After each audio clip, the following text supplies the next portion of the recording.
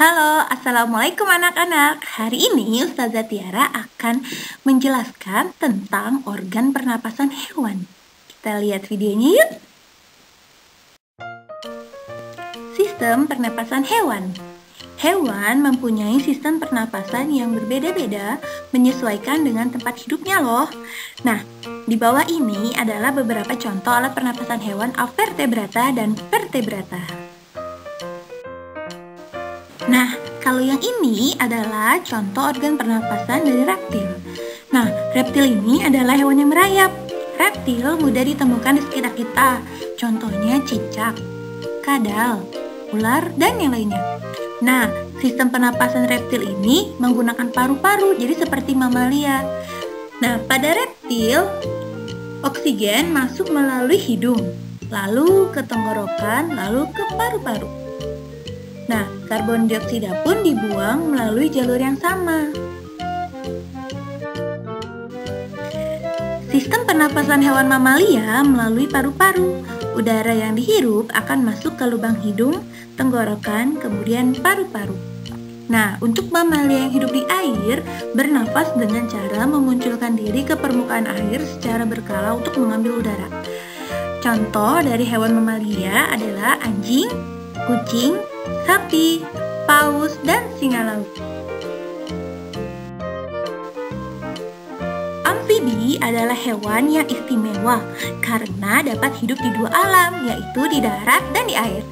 Contoh dari hewan amfibi yaitu kodok, salamander, sesilia, dan katak. Nah, sebelum menjadi katak, kecebong bernapas dengan insang. Tetapi setelah menjadi katak dewasa, bernapas menggunakan paru-paru. Berbeda lagi dengan salamander. Setelah dewasa, salamander tidak tumbuh paru-paru. Salamander menggunakan kulitnya untuk bernafas. Nah, anak-anak, tandanya hampir seluruh hewan amfibi memiliki kulit yang juga berfungsi sebagai organ pernafasan.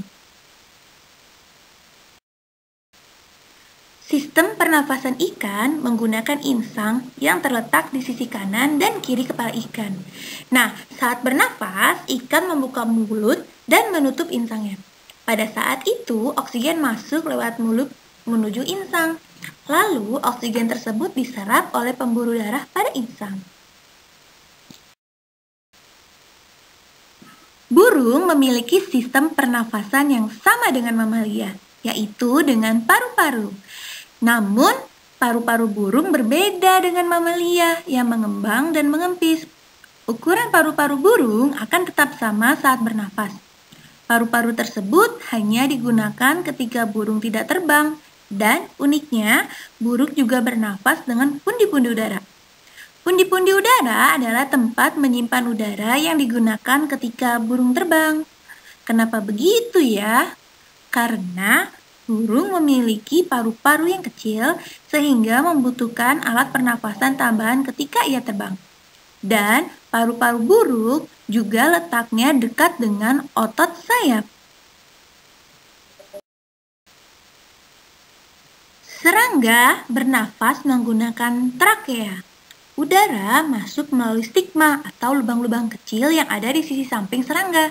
Nah, udara masuk melalui stigma dialirkan oleh pembuluh-pembuluh yang tersambung ke trakea. Nantinya udara ini disebarkan ke seluruh tubuh serangga. Nah, contoh hewan serangga adalah belalang, capung, jangkrik, hingga semut. Sistem pernapasan cacing menggunakan kulitnya. Yap, hal ini sama dengan sistem pernapasan hewan amfibi. Cacing memiliki kulit yang basah karena hidup di dalam tanah. Permukaan kulit basah tersebutlah yang menyerap oksigen. Oksigen tersebut langsung menyatu dengan darah. Nah, kalian pernah melakukan percobaan tidak? Coba kalian gali lubang di tanah yang kemungkinan banyak cacing di sana. Lalu kalian tuangkan air yang sudah dicampur air garam. Pasti cacingnya keluar semua loh, Nak.